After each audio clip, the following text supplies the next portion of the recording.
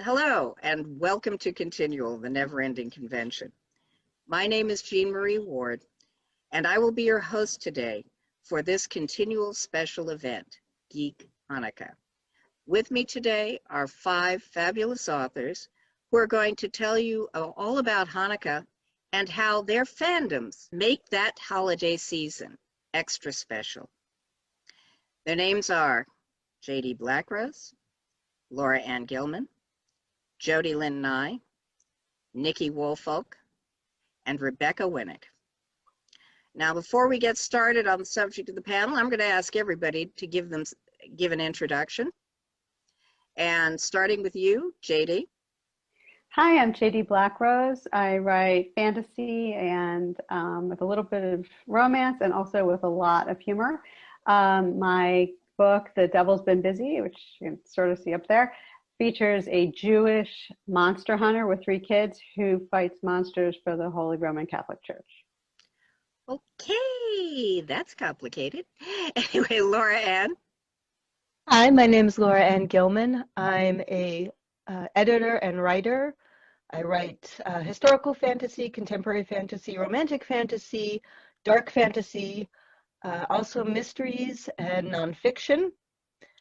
And I guess if we're going to talk about the Jewish influence there, I have written about Jews in a alternate history American West in the Devil's West series. Oh, cool. Very cool. And you're a tired person as a result. Tired person, very tired. No, mainly tired because of the 5-month-old puppy, but yeah. Mm-hmm. Jody. Hi, I'm Jody Lynn Nye. I write science fiction and fantasy, short stories and novels, and mostly with humorous bent. I also teach workshops and edit. I'm the and associates part of Belfast and Associates. And my series, the Taylor's Ark books, are about the only happily married couple in space, and they happen to be Jewish, by the way. Oh, wonderful. Okay. Nikki? Hi there, I'm Nikki Woolfolk. I'm an author and a chocolatier. With my books, I usually write anything with a mystery slant. So even though I have an alternate history, usually steampunk or gaslamp fantasy, I'll always have some sort of dead body and somebody's got to find the clues and solve that murder. And also I do nonfiction as well, as far as the craft of writing, food science and other different, hobbies and interests of mine. And chocolate. And chocolate, always. Always important. Rebecca.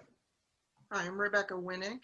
During the day, I teach Dead British Guys, and by night, I write fantasy and historical fiction with strong female leads, and I love to kill my characters.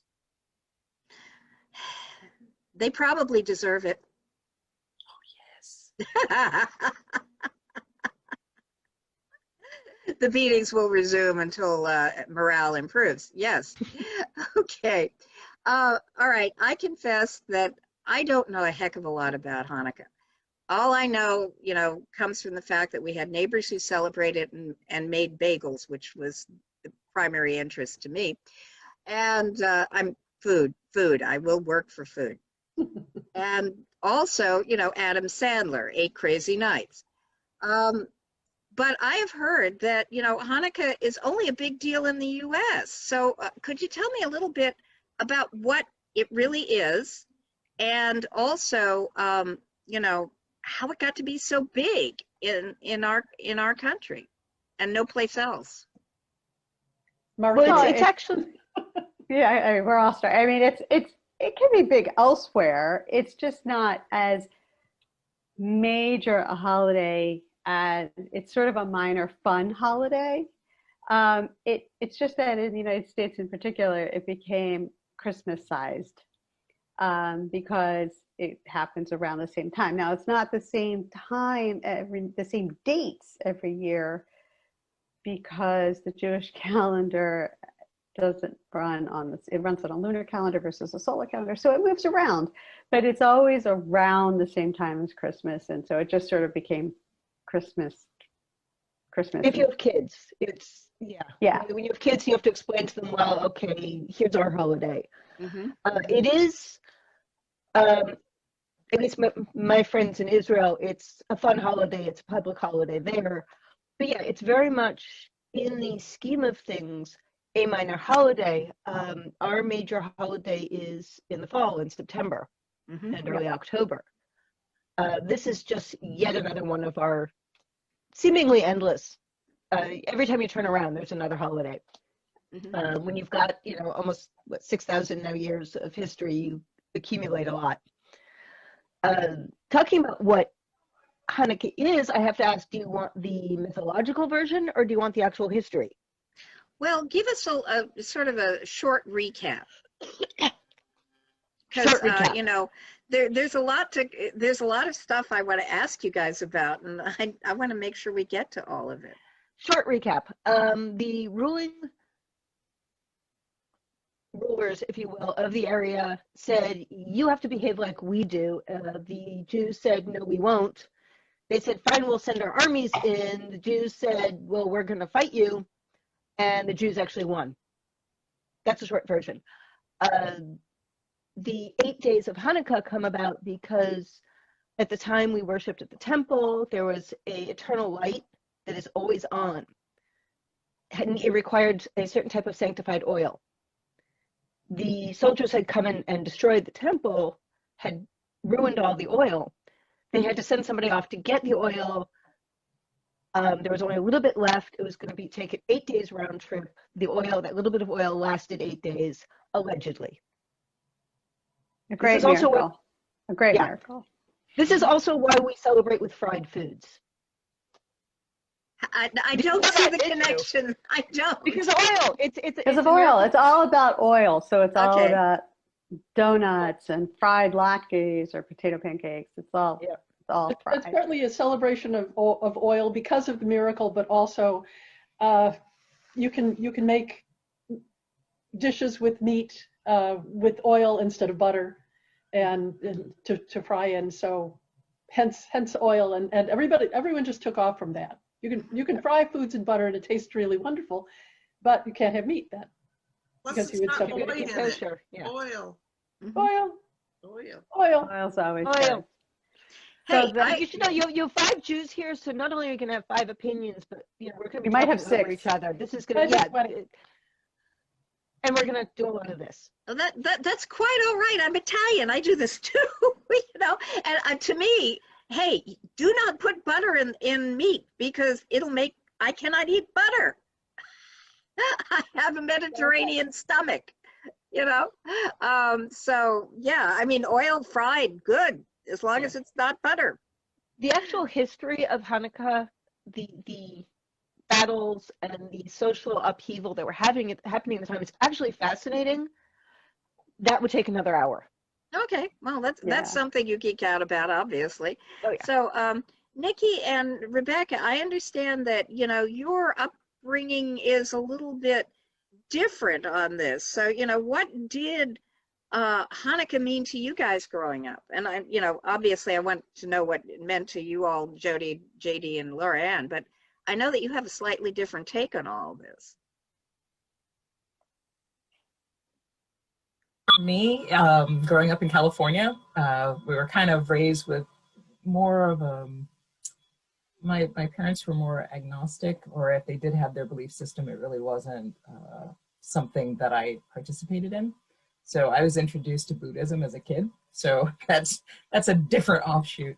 But I think the first time that I'd read about Jewish people, I'd heard about history in school, but I remember that I was in first grade and our teacher, and I remember her having this little cooking stove inside the classroom. And she's like, I'm going to make something special for you all. This is what we eat on my holiday. And I was like, what holiday allows you to have hash browns? This is the best holiday ever. And I never, ever forgot that. It was like, lady, I don't know what this reason is for, but I am here for the little hash browns that taste better than any hash brown I've ever had.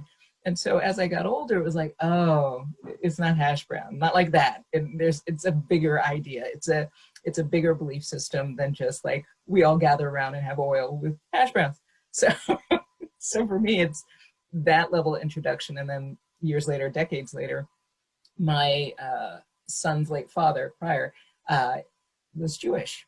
So it definitely allowed me to dive in. And even though we didn't keep kosher, I had learned like the various prayers, the different customs, and we used to joke around that, you know, I made a nice kugel on the Shabbos better than anybody else. So, yeah, it was great. You can't beat a nice kugel. No, can't. Rebecca? Well, I'm kosher Rican, so I we love were that. very I confused. love that. Love that phrase. The main deciding religion was poverty, so we didn't have Christmas or Hanukkah. We did have the food though. Like I know how to make latkes and matzo ball soup and matzo brie, but Passover was something that I saw from the outside. Hanukkah was something I saw on the outside. My first Passover was 2 years ago because a friend had pity on me and she's like, how can you be a Jew and never do Passover? And it's like, and my mom grew up in a kibbutz in Israel, but in upstate New York, where my neighborhood is all us mixed mutts. My cousins are Ricanese, Puerto Rican Chinese. The neighbors are Puerto Rican Chinese. We've got African American, and then my Puerto Rican Jewish family. So it was the holiday that everybody else got to celebrate, and the holidays that we envied for having the stuff that you come back to school with, that we never had anything new. We never had anything to show. So it was just kind of the outsider going, I'm Jew light, let me in. I know what a latke is. Have the celebrations changed now that you're an adult and in charge of your life? Oh, I celebrate everything. Good. My daughter must have been about 4 or 5. She's like, wait a minute. So we've got Christian and Jewish, so we could have both. So we get the 8 days of Hanukkah, especially if they don't overlap. And then we get Christmas. But, you know, the long line of poverty is still there. And I'm like, no. We got to pick one. But we do the Jewish prayers. We do, sometimes I call my mom. I'm like, Mom, can you say this? Because I'm reading the candle box on the back of the box. Yeah, sure. And I'm trying to have the chech there, right? Have it right. It's so sad. No, it was really good. You did a good. That was a good. I need the holidays for dummies because you were raised in poverty. And then your family joined a cult, so then you celebrated nothing. And then, I was always confused. But I think that's why I love the holidays now. Yeah. And since you don't know how to do it, we kind of mix stuff up. Yeah, you can't. You know, I think that's a grand old tradition. Yeah, I think that's a very American thing too, to have that I did not happen. really, growing up for us, Hanukkah was, my family was, I like to say we weren't so much practicing Jews as forgetting to practice Jews.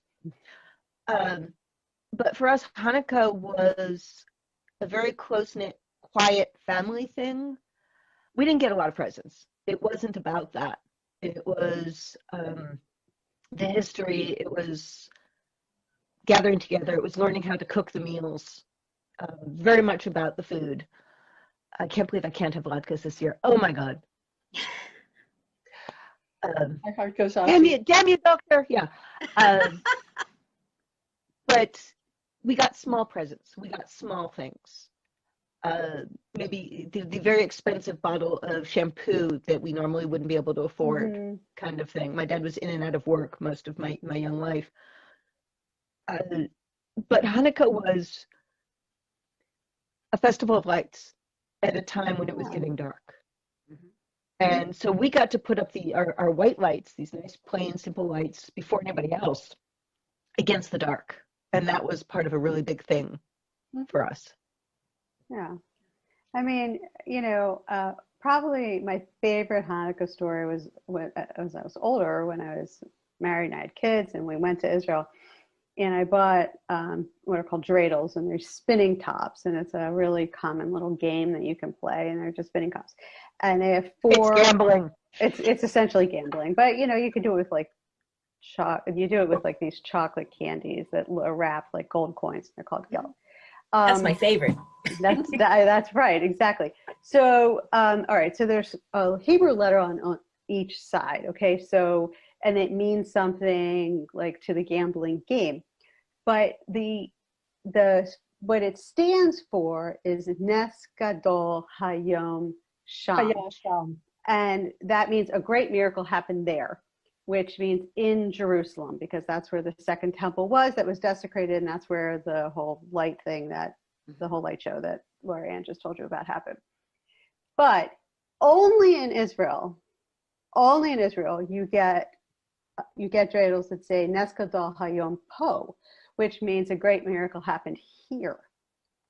So, because you're there in Jerusalem. So I went and I was there and at the time, so I went to get dreidels that had the different letter, the pei instead of the shin.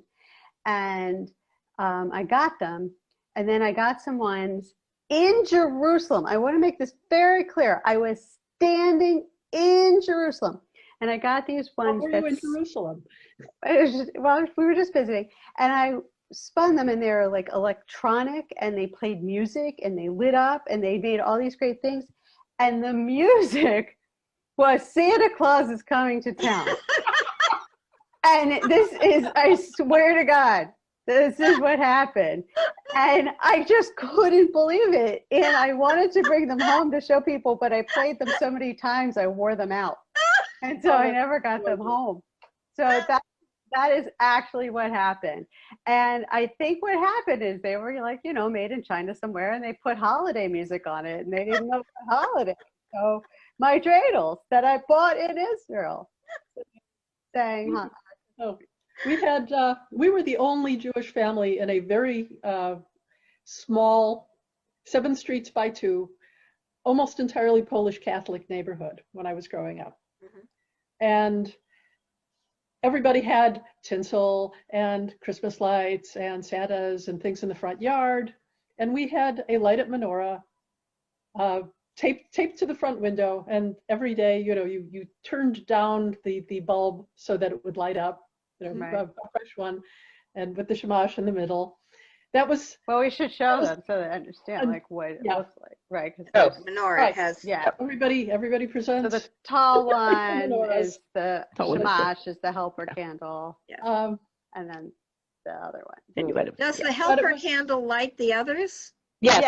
Yeah. No, there's a very particular order you have to do it in. Yeah. Right. Okay. So actually, this is the one you light with, and you start from the right. Yeah. Because so without this is a menorah, just like this.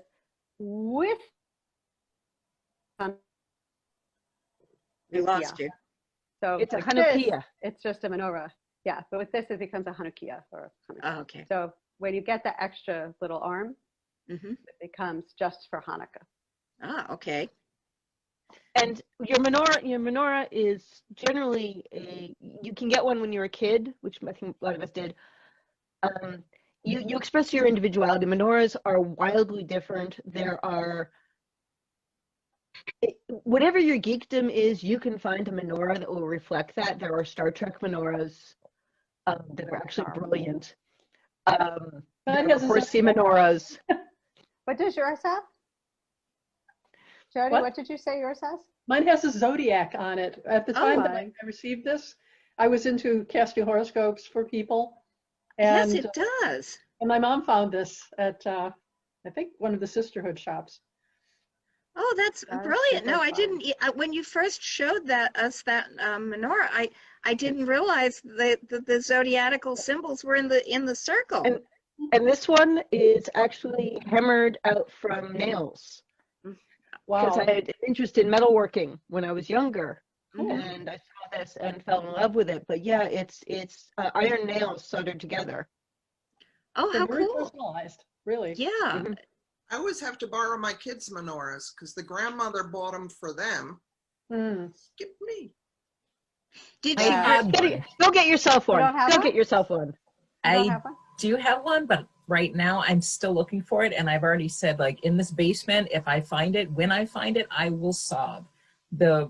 I bought it when I got married many years ago, and it was a gift to both myself and my husband at the time, and it was made out of not brass, but it was basically like a beautiful sculpture, and it looked like a tree. So everything had, you know, its branches, and the base of it was beautiful. The roots were pretty much squiggly, and then you could see like the etching of, I think it was like 300 out of 1,500 pieces. So as far as what was made, and Wow.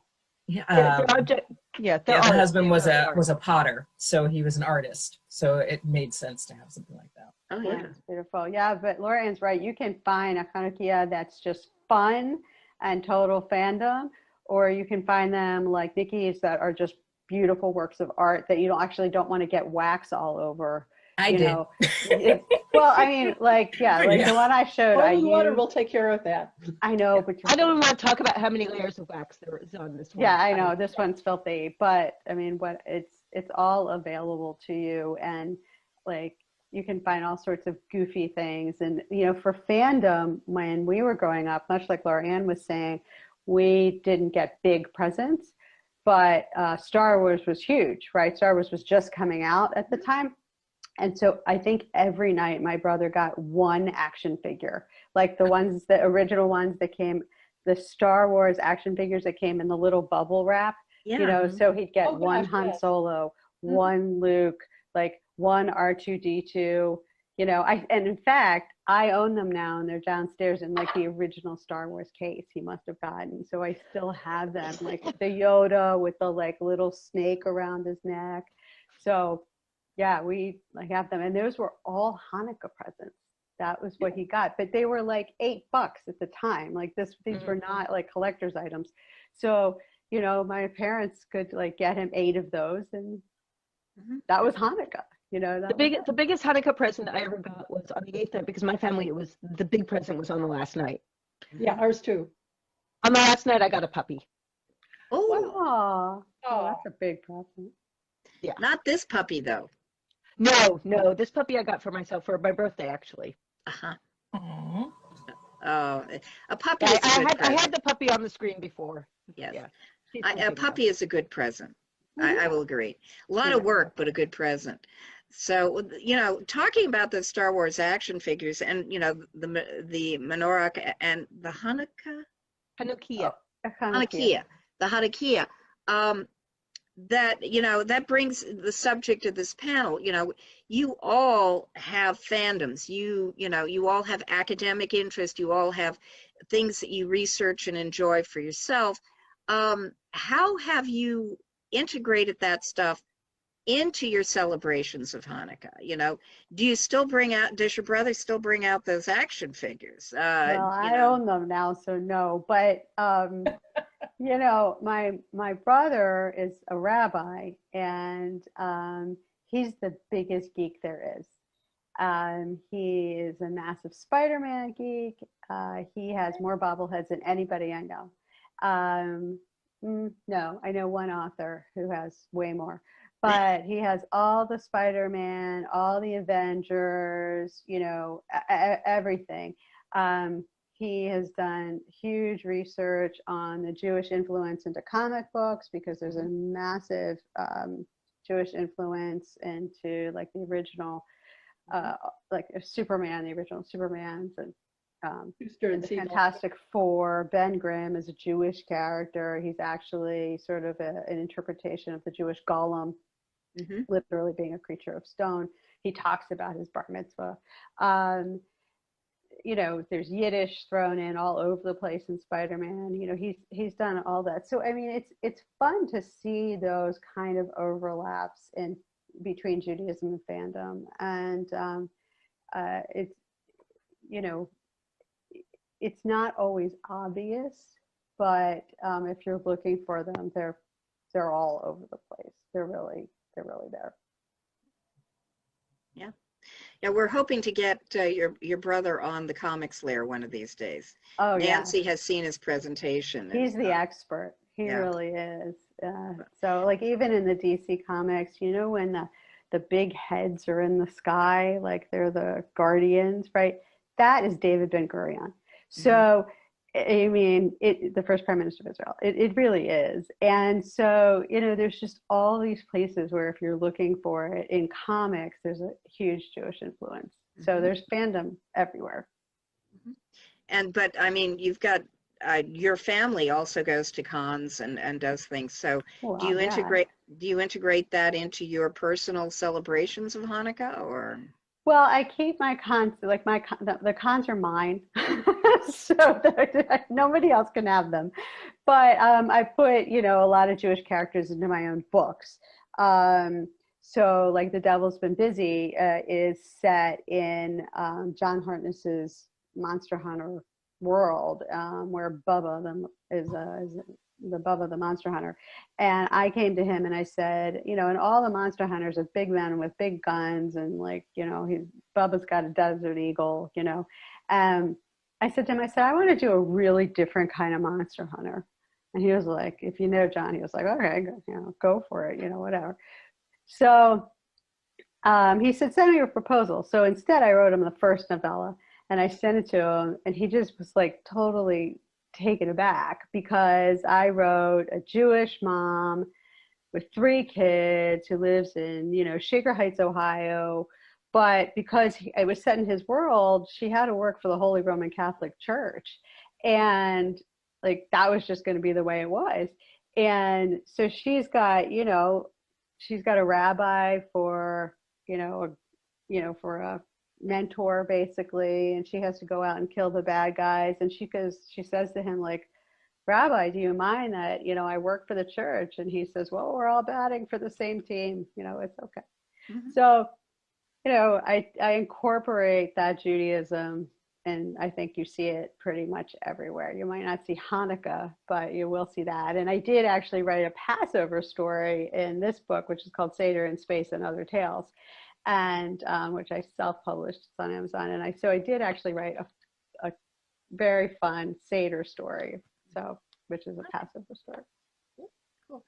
Jody, I mean, your situation kind of defines geek in so many ways. You have been around science fiction, fantasy most of your adult life. I know. Mm-hmm. I'm not sure about your childhood. You're married to somebody who's been involved with Dungeons and Dragons from the beginning, and you both play a massive role in Dragon Con. How do all the things you do, Fanish, infuse your celebrations of Hanukkah and winter holidays in general? I think one of the things about fandom that I like is the inclusive nature of it. So if we like part of somebody else's celebration, we generally incorporate it, and it's appreciation.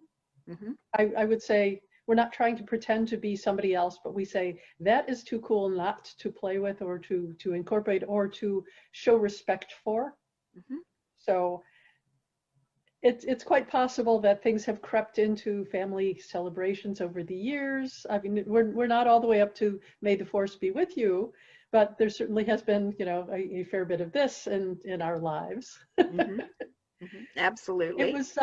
It was a surprise to my parents. I started watching Star Trek when I was 9. Mm-hmm.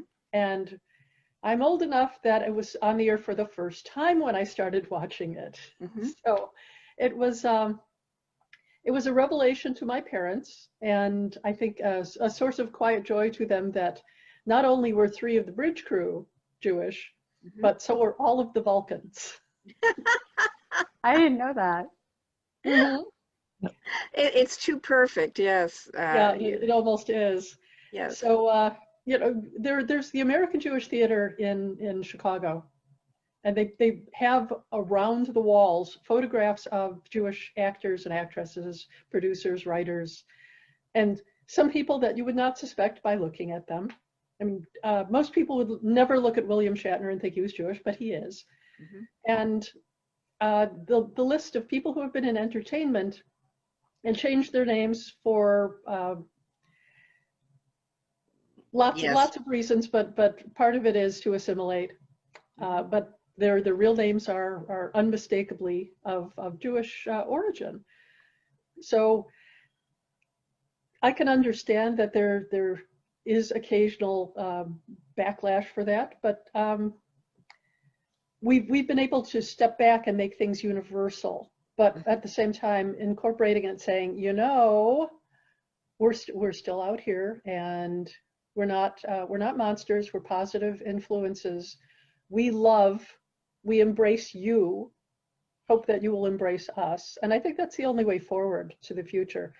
I call myself a cautious optimist, and I want to see if people wish to celebrate, I am all for it. So yes. Love to tell you about our culture, love to tell you about our celebrations, want to hear about yours as well. Oh, thank you. Thank you. Laura Anne, how do you bring your geekdoms into your celebrations? For me, it's interesting. My family, my oldest sister is an observant Jew. I'm a forgetting to practice Jew, and my middle sister is a Jubu, Buddhist Jewish Jew. Buddhist Jewish. Yes. Soon to be a Buddhist monk. And it kind of, the family expands, as Jody was saying. We assimilate everything. You will be assimilated. We will be assimilated. For me, yes, we will feed you. For me, a lot of it was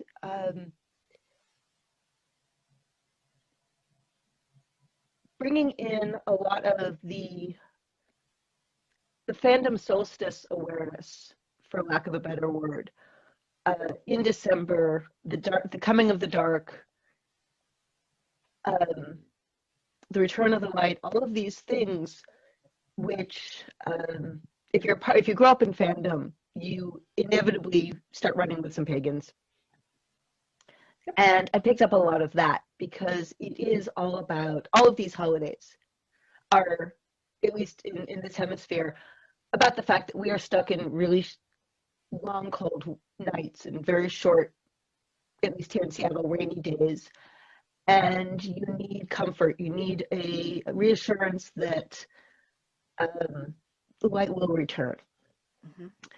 So one of the things that we used to do when I was in college is reading the bit from, I'm blanking on the title now because I always do that. The Susan Cooper books. Oh, The Dark is Rising. The Dark is Rising. We read that poem because it's a reminder. Even though it's a very Christian book, it also ties into the rest of that. My other fandom that I bring into it is my wine fandom, for lack of a better word. I've worked in the wine industry for a long time. I love telling people that Judaism has a very specific prayer for thank you, God, for giving us wine that we say every week. I could get behind that. That's what everybody says. Yes, they can respect that. But it is about family. It's about gathering. It's about giving thanks. And I always am very aware of the fact that these are gifts that have been given to us. And we tend to really geek out about that aspect of it, the food and the wine and the gifts of the table, for lack of a better term. Gifts of the table are very important, and having, as somebody who grew up, Irish Italian, emphasis on the Italian, yeah, we feed the world too, and that's holidays, that's celebration. Hopefully we do not feed them my mother's cooking.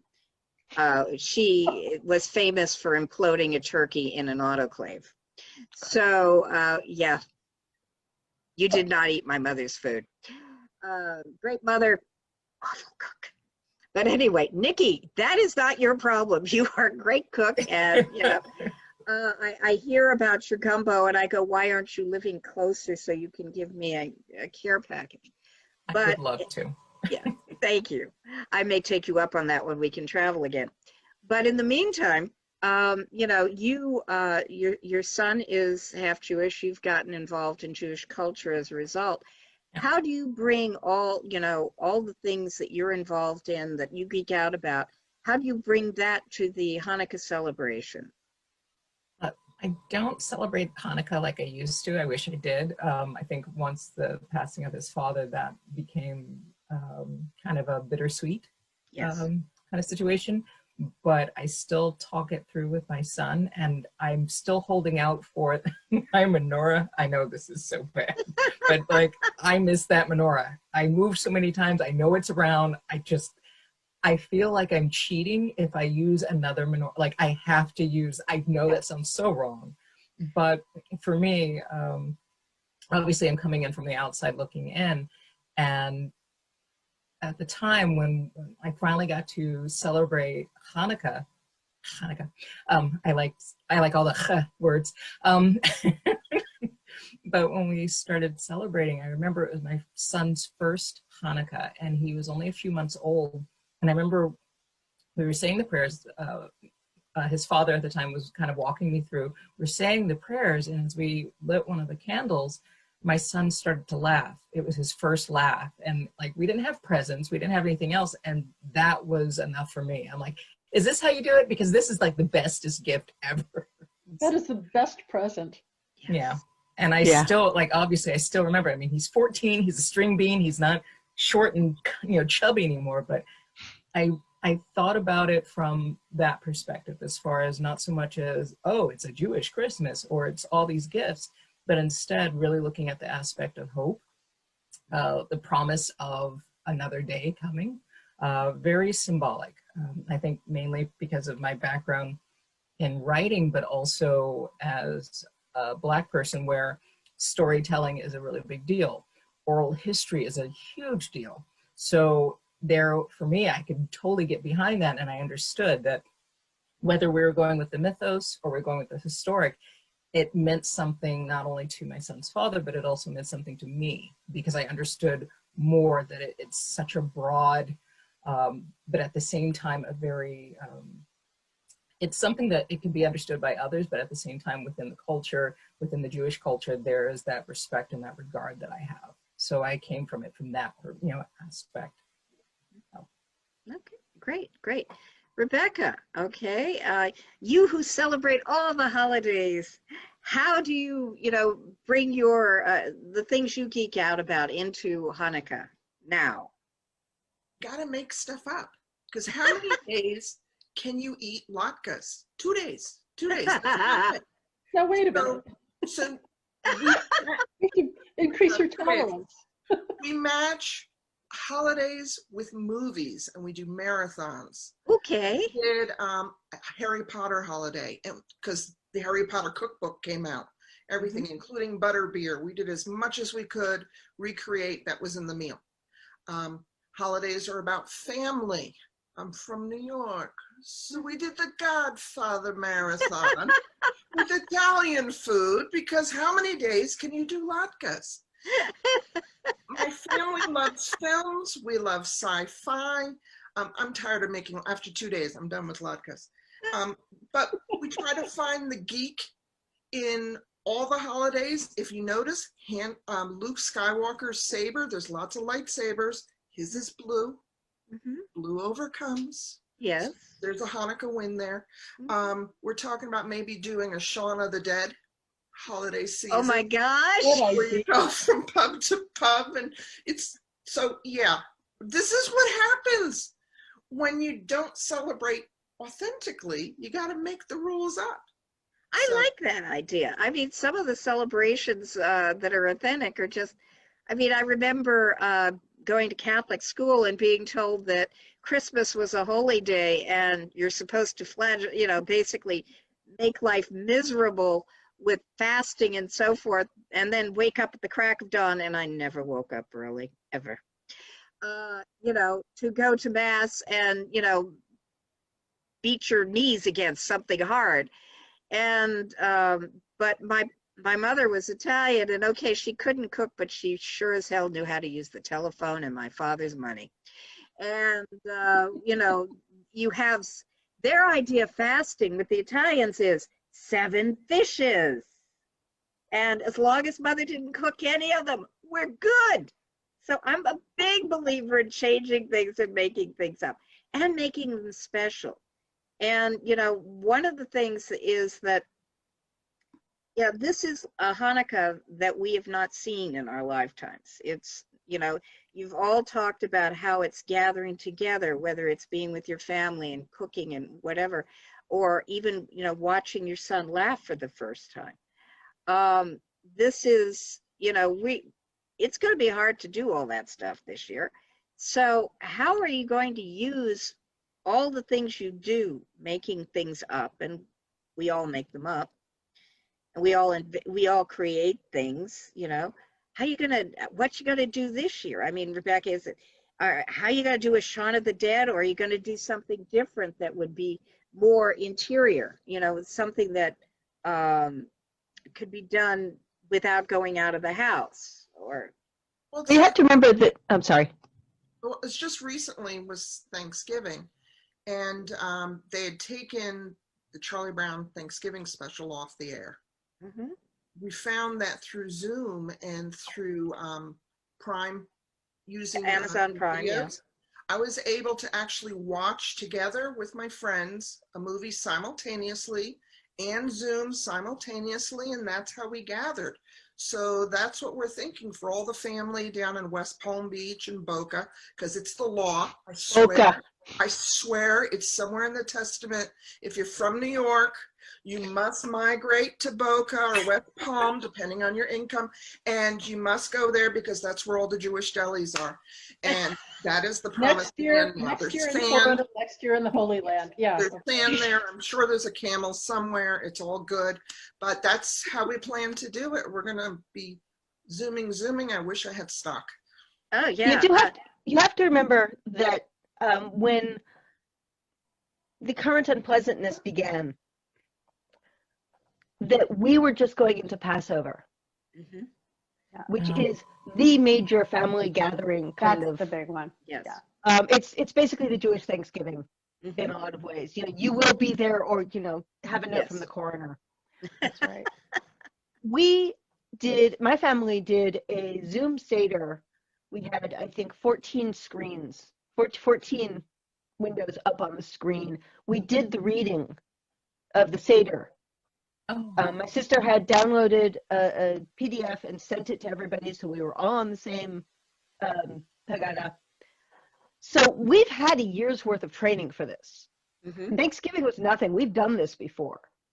Matter of fact, there's a wonderful article that was written, I think it may have been written by a rabbi, I'm not sure, talking about all the ways that we have learned how to deal with our high holy days, both in September and Pesach and all that, offering it to our Gentile friends, saying this is how you celebrate together when you can't be together. This is how you make it seem right and proper, if not normal. And that's what we're going to do. You have the same traditions, or at least my family, same traditions. In my family, Hanukkah really is for the kids, and if you don't have kids, you don't really celebrate it that much.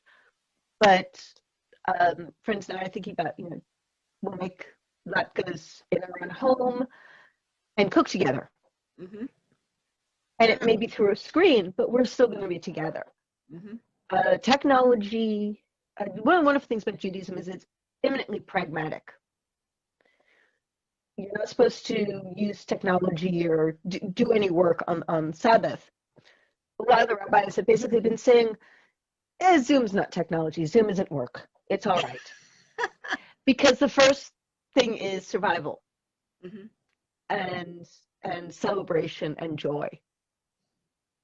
And everything else can get put aside as long as you can bring the joy.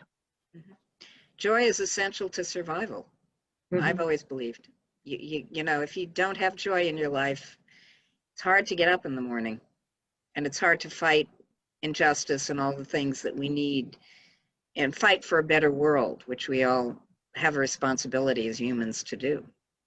So joy. I'm a big believer in that. Nikki, what about you? What are you planning to do to make this Hanukkah special for your son? Pretty much because we don't have really many ties with the rest of his late father's family, so it's pretty much just me, and I'm like, are we sure we want, you know, I'm a goy, like, who am I to like do the prayers? Like, I have no idea. But I still, even to this day, I will talk my son through them. But I think he kind of, you know, zones out once the latkes come, and I can understand that. Like, everything stops. He can't hear you. He's just shoving food in his face. So is it sour cream? Do you serve them with sour cream or applesauce? This is a war. He doesn't like sour cream, but I'll have it with sour cream. I'll have it with applesauce. But I usually don't fry anything. And it's one of the few times every once in a while I'll get my courage and I'll fry it. I know a cook that doesn't do frying, it's a thing for me. But yeah, so it's one of those things where we're living in the middle of Connecticut. So it's, I know that a couple of towns from us, there is more of a Jewish community there, and I've been invited to, celebrate, but because of the way that, things are right now, it's more of a Zoom type of, planning of things, which is fine, because it's one of those aspects like Laura Anne was talking about, where you can do a PDF, you can do the blessings, you can go through the various prayers, and even if you're not side by side, you're still having that interaction, and it's not less. It doesn't have to be less. It's one of those things where, for me at least, I believe that friendships are not where they only matter if you can see that person in real life, face to face. There are friendships and people that are your self-made family that may not be in your same state or right next to you, but they are still, someone or a group of people that mean the most. And especially with fandom, it's like getting together with your geekiness and really holding that true while getting through, some rough times, some dark times. Jody, what are you planning to do to, use your geekdoms and things to make this Hanukkah special for you and your loved ones? This one's going to be a little rough. My father passed away about 2 months ago. And I'm so sorry. Normally at Hanukkah, at Thanksgiving, which we would ordinarily have been at my aunt's house for anywhere between 40 and 80 people, and 3 turkeys and 2 turkey breasts and 8 pounds of brisket, because that's the way we roll, and all of the side dishes that people normally bring, desserts, pies, all sorts of things. This year, just for safety's sake, my aunt said we can't.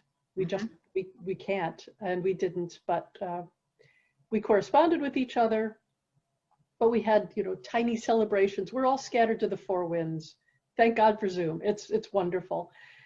But normally at Thanksgiving, I would be distributing. I would write the names of all the children in the family on one set of slips of paper, and the names of each pair of adults or individual adult, depending. Like my mom doesn't have a partner.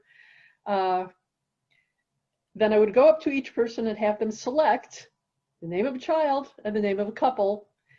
And we would have a gift exchange that way, because it runs into money when you have a family the size of mine.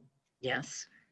So I'm going to have to sort of, with main strength, bring that custom into a new light, because my dad was always, I want this many children slips, and what are we going to do for this one? And I've got extra presents for everybody. So we're going to have to kind of take his place. So, we feel the absence, and we're going to try and make it a celebration anyway. Hanukkah is about family, about survival, about a miracle. Because the oil that was supposed to last one day lasted 8, and that was a beautiful thing. It's about the return of the light. Absolutely. It's not an accident that it's in this time where the light dies down to the shortest day of the year, and people's moods are bleak, but the light will return, and we can hang on until then, and things will get better.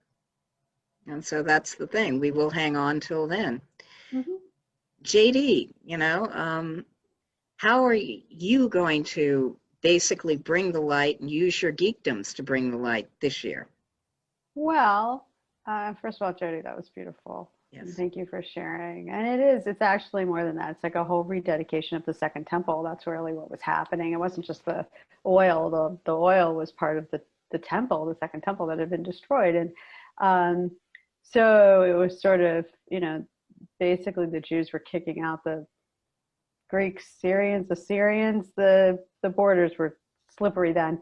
So it was about, sort of taking back their Judaism and their right to worship. The thing for me, much like Jody, is we haven't had death, but my daughter isn't home. She's actually in Israel, and she made what's called made Aliyah. She went to live there. So it's a little tricky this year because they're a good 6 hours ahead. So by the time you're ready to like eat dinner or something, she's like, it's midnight, folks. So it's hard. I miss her, and I miss having her home at holiday times. Thanksgiving was tricky for us, but we still managed to get a Zoom together, and she stayed up, and she took part of it.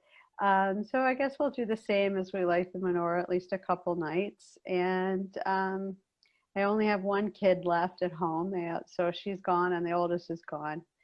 So, you know, we're down a little bit on the children, and probably I'll continue to do what I've already started doing, which is giving tzedakah, which means giving to charity. So I'll probably give to some children's charities. I'll buy gifts for other kids that I don't know. That's what I'll do, because I don't have any kids really, just the one, and she gets everything she needs anyway, and she needs nothing. So that may not be her view of the thing, you know. Well, you know, but she'll get something. Of course she will. But you know, in lieu of having a big thing here, I'll probably give to the Cleveland Food Bank, you know, and do other things like that, because that is really more in the spirit of the holiday.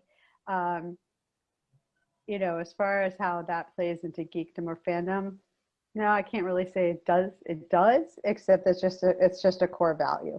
Mm-hmm. Feeding the world. Yeah, it's just a core value. So, you know, that's what I'll continue to do. And I do think that sort of what Laura Anne was saying, you know, one of the things that has happened with the current situation is that a lot of synagogues have virtual, you know, you can literally tune in to their services now. Mm-hmm. And Nikki, this might be something for you if you're interested. I'll get some information to you. So like my brother's synagogue, you know, their services are online all the time, every Friday night, every Saturday morning, every holiday. So it's actually brought people together in ways that have never been before. You know, people who grew up in that synagogue who moved all the way, he's in Massachusetts, and they went, you know, they moved to California, can rejoin the synagogue and sort of be with their parents, you know, and there's chats going on like, hey mom, you know, Shabbat Shalom, love you, glad to see you, you know, and you can see, oh my God, it's, you know, it's Michelle. We haven't talked to Shelly since she was 13. And you can see that going on in the chats because the synagogues are all online. Mm-hmm. So in a way, it's actually brought people together in a, like people who were homebound and couldn't get to synagogue, people who were across the country and couldn't get to their old, you know, their old home synagogues that they grew up in. It's really interesting how that has happened. And I don't think that's going to go back. I think that those online streaming services are probably going to continue. They've been doing it for a while for the high holy days for people who couldn't get there. So right. Yeah, I think now it's commonplace. It's wonderful when you're watching a rabbi and she might be, in this one particular case, she's playing guitar and she goes, just so you know, I am wearing pants. I mean, right. Anything can happen. Yeah. You know. So we're geeking out on the technology, and that's going to infuse the entire holiday. Well, unfortunately, there's also one thing I just want to say. There is one thing about this holiday that is very much like fandom. Okay. Which is, we talked a little bit about the history of it. What we didn't mention is that there was a lot of differing opinions as to how this should be handled. Should we actually just go along with it, dress like them? What does it matter? No, we have to dress like ourselves. A lot of squabbling among the different people saying, no, this is the one way to do things. Mm-hmm. Which Canon. anybody who has been in fandom knows that happens in pretty much every fandom. Yeah. Including, Jewish fandom. And Yes. there's a superhero. I mean, really, Judah Maccabee was the superhero of the Maccabees. And his manly sons, yes. Well, his actual name, Judah Maccabee, his actual name is Judah the Hammer. So, he's the Avenger of Hanukkah. Yes, yes. Well, cool. This could go on much further, but we do have to, keep it sort of kind of in an hour. So I'm going to ask you all to, tell folks where they can find you on the web and where they can find your books. And if you have a new release you want to pimp, we're good with that. So I'll start with you, JD. So my website and my blog site is slipperywords.com. That's probably the best place to find me, slipperywords.com. And you can certainly find me on both Facebook and Twitter at JD Blackrose. Okay, great. Rebecca? You're muted. You can find me at RebeccaWynick.com. Facebook is also Rebecca Wynick. The most recent release was a short story in Warriors, Witches, and Wise Women. I'm in that. So Some of you are in that. And Amber Witch was the book that came out cool. a couple years ago. There's more to come, but it's slow in the pipe. Hey, everybody's been slow. Okay. Nikki? You can find me at nikkiwoolfolk.com. You can also find my chocolates at Belmont Chocolates. I'm pretty much on Facebook and Instagram. Either way, I never shut up. I'm always talking about my son on Facebook.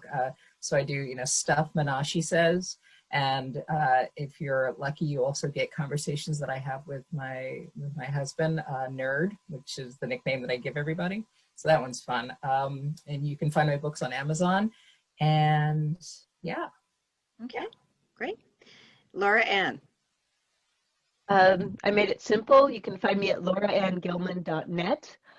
On social media, I'm either Laura Anne Gilman or LA Gilman. Twitter, it's LA Gilman. Facebook, it's Laura Anne Gilman. On Instagram, it's Laura Anne Gilman. On Tumblr, I believe it's Laura Anne Gilman. I like keeping it simple. Like Nikki, I never shut up on social media. It's, I live alone. It's either that or talk to the dog and the cat. And at least on Twitter, I get a response. The most recent book just came out was The Complete Sylvan Investigations, which is about a half fawn, half human former cop turned PI and his partner, who is a seer in New York City. It's 4 novellas collected into an omnibus. And coming out in a couple of weeks, assuming the sky doesn't fall and we're all still here, is The Dance, or Not Your Aunt Carol's Nutcracker, which is a urban fantasy romance that I wrote on a bet. I like that. And I'm not organized, so I don't have covers to show, but if you go to my website, they're there. Okay, cool. I've loved the Nutcracker ever since I saw Nureyev dance it. Oh, well, that was magic. It was really magic. Jody Lynn Nye. No, it's getting late here. Jody, wrap it up for us. You can find me on Facebook. I haven't been evident much lately, and follow the adventures of my interstellar secret agents who are cats, and those will be back, I promise you. And I'm on Facebook as Jody Lynn Nye, 3 N's, 3 Y's, and Twitter, Jody Lynn Nye. Like Laura Anne said, keep it simple. My website, which is currently being renovated, we have the time, we have the leisure, by my webmaster, is jodylynnye.com. So stop by and take a look at things. Great. And the cats are awesome. They are. They truly are. The posts by the cats are amazing. I do. And we saw one of them. One of them made a brief cameo appearance here. That's Athena. Yes. She's the main spy. please thank her for it. Well, it's only fitting for a black cat, and my black cat approves. Thank you all for joining us here today. You're great guests as always. And thank you out there in the audience for joining us for this continual special event, Geek Hanukkah. If you like what you saw here today, please like, share, follow, and subscribe, and leave a review. But most importantly, however you choose to celebrate them, and whichever holidays you choose to celebrate, have a very happy holiday season and a very happy, healthy, and prosperous new year. Thank you.